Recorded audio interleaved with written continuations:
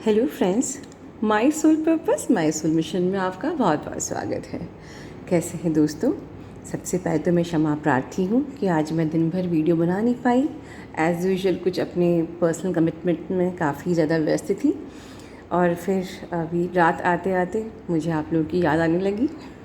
मतलब हो सकता है कि आप लोग भी मुझे याद कर रहे थे।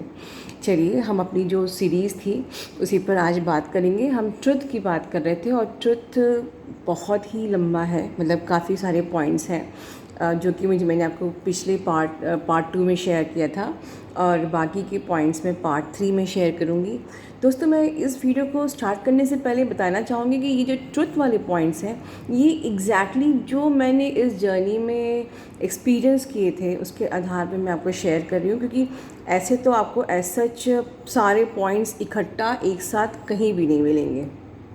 ठीक है, और ये पॉइंट्स ऐसे भी नहीं है कि आपने सुने नहीं होंगे, आप सब ने सुने होंगे, हो सकता है आप लोग जानते हो, बट ये कुछ पॉइंट्स ऐसे हैं जो कि हम जानते हुए भी कहीं ना कहीं उसको अप्लाई करना भूल जाते हैं या हम अप्लाई नहीं करते हैं, और छोटी छोटी चीज़ें होती हैं जो हमारी जर्नी को डिले करती हैं। चलिए, मैं अपनी वीडियो को स्टार्ट करती हूँ। सबसे पहला ट्रुथ तो ये है कि देयर इज़, आपने लव ट्रायंगल वर्ड सुना होगा, लव ट्रायंगल। तो यहाँ भी एक लव ट्रायंगल होता है। कैसे होता है? यहाँ पर एक होता है डिवाइन, एक होता है डीएम और एक होता है डीएफ। डिवाइन डीएम से प्यार करता है, डिवाइन डीएफ से प्यार करता है, डीएफ डीएम से प्यार करती है और डीएम अपनी डीएफ से प्यार करता है। ठीक है, समझ में आया? Love triangle.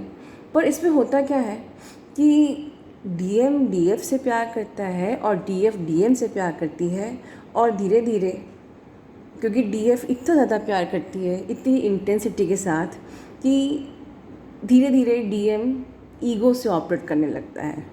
या ये कहो कि ये एक डिवाइनल प्लान भी होता है, बट जो डीएम है वो ईगो से ऑपरेट करने लगता है और फिर डीएफ जो है वो बेचारी अकेली रह जाती है।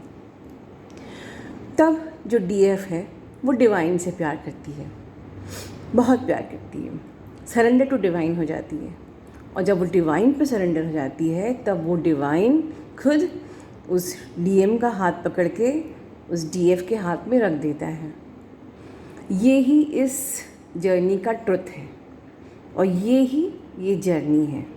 ठीक है, अब हम अक्सर क्वेश्चन करते हैं, या शायद आपके मन में क्वेश्चन आया नहीं होगा जो मैं उठाती हूँ, कि जब हम कहते हैं कि दोनों सोल्स जो हैं, एक ही सोल के दो हिस्से हैं, स्प्लिट सोल हैं, जब दोनों सोल एक हैं तो फिर डिफरेंसेस क्यों आते हैं? दोनों सोल जब टुगेदर होती हैं, एक साथ मिलती हैं, इग्निशन होता है, फिर हम सेपरेट क्यों हो जाते हैं? क्या कारण है सेपरेट होने का? दोस्तों, सेपरेट होने का कारण सिर्फ इतना नहीं कि डिवाइन का कुछ प्लान रहता है।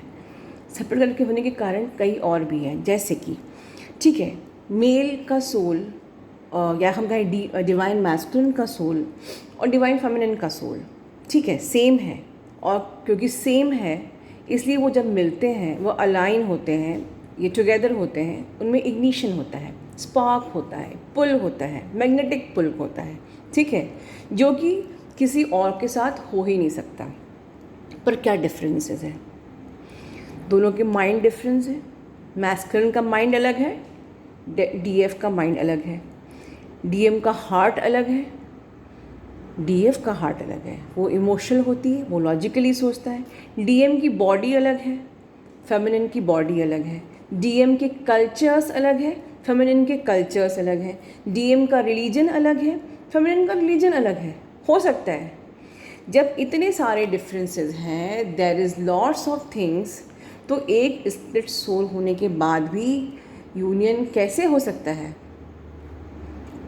वो तो होना ही है। मतलब अगर हम इसको डिवाइनल प्लान ना भी बोले तब भी इतने डिफरेंसेस होने के कारण से आपका सेपरेशन तो होना ही है।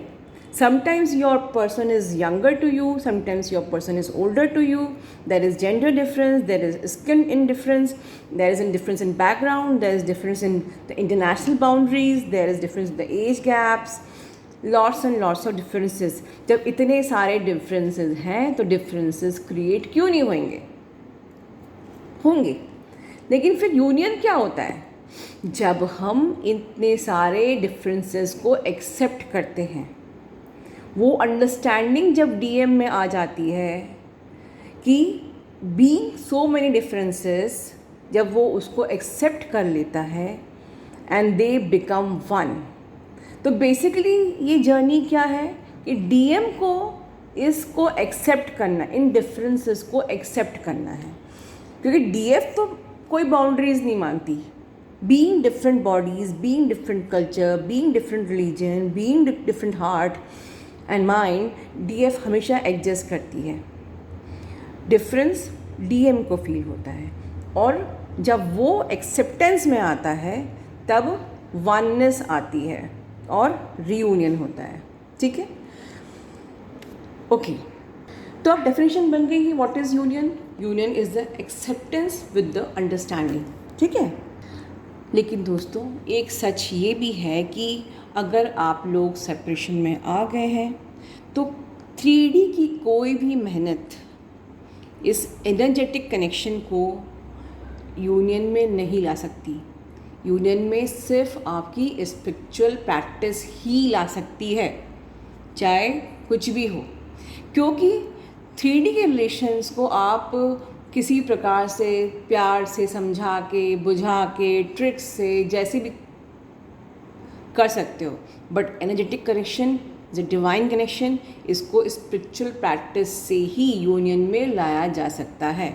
सो समटाइम्स आप लोग कहते हो मैं डीएम को मैसेज कर दूँ, मैं डीएम को समझा दूँ हम लोग ट्विन है कि नहीं, या मैं उसको मैसेज कर करके आप लोग समझाने की कोशिश करते हैं, बातों को क्लियर करने की कोशिश करते हैं, फ़ोन कर करके क्लियर करने की कोशिश करते हैं, और उनको नहीं समझ में आता है, उनको ये समझ में आता है ब्लॉक कर दो बस। तो हम लोग को क्लैरिफिकेशन देने की ज़रूरत ही नहीं है, बिकॉज दिस इज़ ये डिवाइनल प्लान, डिवाइनल कनेक्शन, जो आपकी स्पिरिचुअल प्रैक्टिस के अलावा कोई भी ज़रिया नहीं है रियूनियन का। ठीक है दोस्तों, एक और इम्पॉर्टेंट चीज़, कुछ मैं ट्रुथ्स बता रही हूँ, ये ट्रुथ्स का है कि अक्सर इस जर्नी को जब भी आपको रियूनियन आना है तो आपको रियूनियन, जैसे मैं पिछले वीडियो में बताया था, रियूनियन तभी होती है जब आप लोग हाई वाइब्रेशन में आते हैं। When you are in high vibration, your person will attract towards you. Everyone attracts towards you. When you are in low vibration, there will be disbalance in your relations. और सिर्फ union ही नहीं, आपकी abundance, union के पहले divine आपको abundance and piece का gift करता है। जिस प्रकार से आप जर्नी में आगे बढ़ते जाते हैं, यू कैन योरसेल्फ जज कि आपका रियूनियन कब होने वाला है। जब आपको वो पीस की फीलिंग आने लग जाए, आपको आपकी लाइफ में अबेंडेंस आने लग जाए, एंड यू आर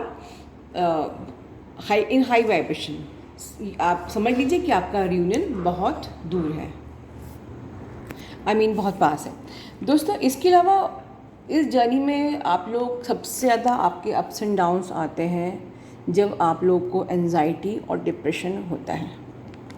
हम लोग खूब बैलेंस हो जाते हैं, खूब जर्नी में मेहनत करते हैं, लेकिन ज़रा सा डिसबैलेंस हुई, ज़रा सी डिप्रेशन हुई, ज़रा सी एंजाइटी हुई और हम लोग ज़ीरो पे आ जाते हैं। तो मैं कुछ पॉइंट्स बता रही हूँ कि इस जर्नी में कहाँ कहाँ आपके डिसबैलेंसेस आते हैं, कहाँ कहाँ पर आपको डिप्रेशन, एंजाइटी आती ही है। आप इनको नोट डाउन कर लीजिए, तो जब भी आपको डिप्रेशन होगा आप उन पॉइंट्स को पढ़ेंगे तो आपके लिए उस पॉइंट को ओवरकम करना बहुत इजी। मुझे बहुत, जब लोग आप लोग डिप्रेशन में होते हैं तो बहुत से मेल्स आते हैं, मैम बहुत लो फील हो रहा है, मैम क्या करें, बहुत लो फील हो रहा है। तो मैं आपको वो पॉइंट्स बता देती हूँ। जब भी आप ये लिख के रख लीजिए कहीं पर, जब भी आपको लो फील हो आप टैली करिए कि हाँ मैम ने ये पॉइंट बताया था, तो आपको समझ जाना चाहिए कि ये मुझे इससे ओवरकम करना है। कैसे करना है? मुझे हर चैलेंज में हाई वाइब्रेशन में रहना ही है। सबसे पहले आपको डिप्रेशन इस जर्नी में आता है जब आप लोग इस जर्नी को शुरू करते हैं। ठीक है, जब आप लोग चक्रास करना शुरू करते हैं, तो जैसे मैंने बताया है कि जब भी आपकी इश्यूज सरफेस होती हैं, मतलब चक्रा क्लींजिंग क्या होता है? क्लींजिंग मतलब आपके इश्यूज वहाँ पर हैं जिनको आपको क्लीन करना है, सिर्फ सरफेस पे होते हैं, ऊपर आते हैं, ठीक है। तो आपके चक्रास के जब इश्यूज सरफेस पे होते हैं तो उस टाइम पे वो सब, क्योंकि अब आपकी सोल एलिवेट होनी है तो इसलिए आपको एंजाइटी डिप्रेशन लगता है। तो जब भी आप बिगनिंग ऑफ चक्रा मेडिटेशन होते हैं, 1 महीने 2 महीने अगर ऐसी फीलिंग होती है, बिल्कुल मत घबराइए, ठीक है। दूसरी चीज़, जब भी शिफ्ट्स आते हैं हमको डिप्रेशन और एंजाइटी होती है, ये भी बिगनिंग में। लाइक अभी आप इस फॉरेन डायमेंशन के यूज टू नहीं है। लाइक जो 3D में लोग रहते हैं उन लोग के रूट चक्रा ब्लॉक्ड रहते हैं, ठीक है। मतलब वो लोग 3D की डायमेंशन में हैं। पर जब आपके जो चक्रास ओपन होना शुरू होते हैं तो आपका डायमेंशन ऊपर आने लगता है, आपका डायमेंशन चेंज होने लगता है। तो डेफिनेटली आप एक फॉरेन डायमेंशन में नए आ रहे हो तो उससे कोप अप करने में हमें डिफ़िकल्टी होती है, इसलिए हमें एंजाइटी डिप्रेशन सब होता है, ठीक है। हेडेक्स होंगे, shoulder pain, low back pain and different. New moon, full moon में अगेन हमें एंजाइटी होती है, पर ये सब सारी चीज़ें सिर्फ बिगिनिंग में होती हैं। लेटेस्ट स्टेज में जब आप लोग यूज्ड हो जाते हैं तो नहीं होती है, ठीक है। सबसे बड़ा जो एंजाइटी और पेन का मेन कारण है साइकोलॉजिकल। जब आप इस ट्रुथ को एक्सेप्ट नहीं करते हो कि मैं ट्विन जर्नी में हूँ, मोस्ट ऑफ आप लोग कंफ्यूज ही रहते हो। अगर आपने इतनी मेहनत कर ली और डीएम अगर अभी भी स्टक पड़ा हुआ है, कुछ रिस्पॉन्स ही नहीं कर रहा है, तो आप लोग खुद से क्वेश्चन करते हो, am I really in twin journey, am I really your twin. You don't have faith on universe. See, let me give you proof. बहुत लोग कहते हैं कि आपके सामने वीडियोस आ गए तो आप ट्विन जर्नी में नहीं हैं, बस वीडियो सामने आ गया। Let me tell you one thing, life में कोई भी चीज़, कोई भी सिचुएशन बिना कारण नहीं आती है। मुझे किसी ने पूछा कि मैम वीडियो सामने आ गए तो ज़रूरी है कि हम ट्विन हो? बिल्कुल ज़रूरी नहीं है। कोई वीडियो सामने आपके आ गया, ज़रूरी नहीं है आप ट्विन हो। आपको वहाँ पर साइन एंड सिम्टम्स दिए हैं रेजोनेट करने के लिए, बट अगर मैच हो रहे हैं तो आपको ये सोचना चाहिए कि लाइफ में वही पर्सन मेरी लाइफ में क्यों आया। इस दुनिया में इतने सारे लोग हैं, वही पर्सन मेरी लाइफ में क्यों आया। इतने सारी सिचुएशंस है लाइफ में, ये सिचुएशन मेरी लाइफ में क्यों आई, ठीक है। मैं काउंसलिंग में अलग अलग लोगों से मिलती हूँ, सबकी कहानियाँ अलग अलग होती हैं। क्यों अलग होती हैं? किसी की कहानी कुछ होती है, किसी की कहानी कुछ होती है, किसी की कहानी कुछ होती है, और उनकी कहानी में उनके हर बंदे भी अलग अलग होते हैं। क्यों? क्योंकि there is nothing by chance. Underline this, there is nothing by chance. तो जब आप खुद पे ट्रस्ट नहीं करोगे, आप यूनिवर्स पे ट्रस्ट नहीं करोगे, तो आपको एंजाइटी होएगी। देन यहाँ पर डेमोनिक अटैक्स होते हैं। जब आप जर्नी में शुरू करते हैं, डेफिनेटली डेमन्स आप नहीं चाहते कि आप जर्नी को पूरी करें। वो आपको, आप अच्छे खासे बैठे हो, आपने अच्छे खासे प्राणायाम किया, अपना योगा किया, अपना चक्रा सब कुछ किए, आप बहुत फ्रेश फील कर रहे हो, वो आके आपके दिमाग में नेगेटिविटी डाल देंगे कि देखो तुम्हारा पर्सन तो देखो, फेसबुक खोलो देखो कितनी अच्छी फ़ोटो डाली है, वो एंजॉय कर रहा है।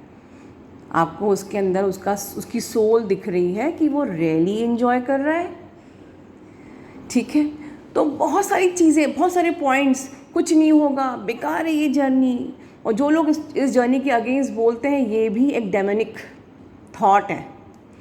बीइंग, अगर आप ट्विन जर्नी में हो, कोई आपको ये कह रहा है कि आप इस जर्नी में नहीं हो, तो ये भी एक डेमोनिक अटैक, ठीक है। आपको खुद पे ट्रस्ट होना चाहिए, यूनिवर्स पे ट्रस्ट होना चाहिए, सीधी बात। डेमन तब तक अटैक कर सकते हैं आप पर जब तक कि आप फॉर्म नहीं हो, ठीक है। इसीलिए आप लोगों को एंजल प्रोटेक्शन के लिए मैं बोलती हूँ, जिससे कि कोई किसी प्रकार की नेगेटिविटी, किसी प्रकार का लो वाइब्रेशन, किसी प्रकार की dark forces, dark entity, negativity, किसी की गलत सोच आपके ऑरा के अंदर आके आपके माइंड को चेंज ना कर सके। और इसीलिए मैं ओम चैंटिंग करने के लिए बोलती हूँ, जिससे कि आपके इनर विजडम, चैंटिंग क्यों इम्पॉर्टेंट है, आपके अंदर सारी नॉलेज है, सारा विजडम आपके अंदर है, आपको किसी से पूछने की ज़रूरत नहीं, किसी से हीलिंग लेने की ज़रूरत नहीं है। मुझसे लोग पूछते हैं मैम हीलिंग लेना ज़रूरी है? आपकी हीलिंग मैं कैसे दे सकती हूँ? आपका दर्द, आपका दुख सिर्फ आप ही खुद को हील कर सकते हैं। हम लोग सिर्फ गाइड कर सकते हैं। Coaches can only guide. Coaches आपको गाइड कर सकते हैं, कोचेस आपको, हाँ आप ट्विन जर्नी में है कि नहीं ये आपको कंफर्म कराने में हेल्प कर सकते हैं, बट आपके दर्द को आप ही को हील करना है। कोई 3 या 4 या 5 हीलिंग्स में आपका दर्द होगा, ऐसा कोई पैटर्न मुझे नहीं लगता है कि यूनिवर्स ने बनाया है, और ना मैंने कभी अपनी लाइफ में ऐसा कोई पैटर्न फॉलो किया कि 5 हीलिंग कराइए तो मेरा वुंड हील हो जाएगा। Healing is what? Your wound. और आपके वुंड को आप ही की समझ से हील करना है।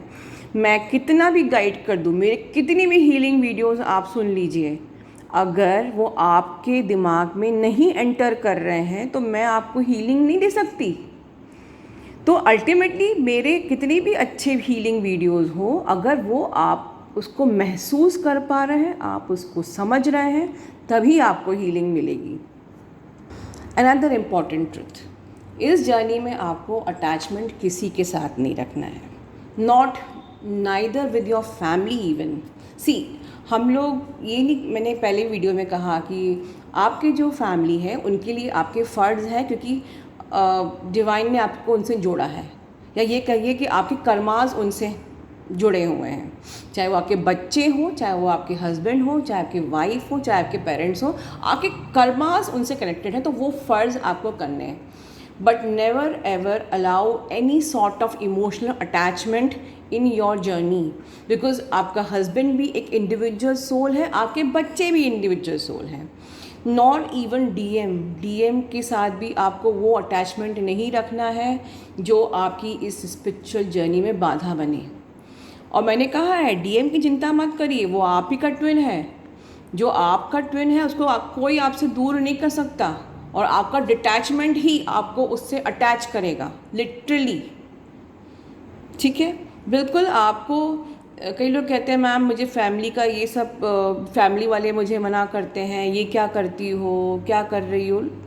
वो उनकी अपनी जर्नी है, उनके अपने कार्मिक है को क्लियर करने हैं, उनको वो आपके मेंबर्स घर के अपने आए हैं और अपने जाएंगे। They are different souls. जब तक आप सबको सोल की तरह देखना नहीं शुरू करेंगे, आप अपना सोल पर्पस पूरा नहीं कर पाएंगे। ठीक है, टेक एवरीवन एज सोल। हर सोल का एक पर्पस होता है, वो अपना पर्पस पूरा करने आई है। Never allow anyone to come as a blockage in your this thing.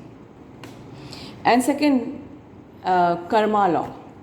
अगर किसी ने आपके संग बुरा किया है, क्योंकि कर्मा क्लियरेंस और कर्मा बैगेज और ये सब बहुत इंपॉर्टेंट है यूनियन के लिए, लिटरली। चाहे आपके डीएम ने आपको हर्ट किया हो, चाहे किसी ने आपको हर्ट किया हो, किसी ने आपकी बुराई कहीं कर दी हो, ठीक है, किसी ने आपको कुछ हर्ट कर दिया हो, बुरा बोला हो, लीव इट। हमको उनसे रिवेंज नहीं लेना। कर्मा का लॉ है, जिसने अपना मुंह गंदा किया, जिसने अपने कर्म गंदे किए, उसको फल मिलना ही है। हमें अधिकार नहीं है किसी को पनिशमेंट देने का, किसी को कर्ज करने का। और वीडियो के अंत में मैं एक ट्रुथ नहीं बल्कि बिटर ट्रुथ बोलना चाहूँगी, और जो सिर्फ ट्विन फ्लेम जर्नी के लिए नहीं, ये हर एक लव अफेयर में भी अप्लाई होता है दोस्तों। रियूनियन का मतलब होता है alignment of mind body soul, ठीक है, लेकिन और वो भी ऑनेस्टली के साथ, ठीक है। लेकिन हम लोग क्या समझते हैं कि जब दो लोगों में प्यार होता है, ठीक है, तो उसके बाद it is compulsory to go for sexual intimacy, ठीक है। ये एक बहुत ही मिथ है। No one is craving for the body. आज आपकी बॉडी है, if both of you meet, now your person या your boyfriend will look for another body and then for the next body. But when there is unconditional love, there is no point of a beautiful body, a beauty. There is only required a beautiful soul. ठीक है दोस्तों, इसी के साथ मैं अपनी video को ही समाप्त करूँगी। अपना ध्यान रखिए और मेरी रिक्वेस्ट है कि प्लीज़ ज़रूरतमंद लोगों को मेरे वीडियोज़ को ज़रूर शेयर करिए। अपना ध्यान रखिए। God bless you all. Good night.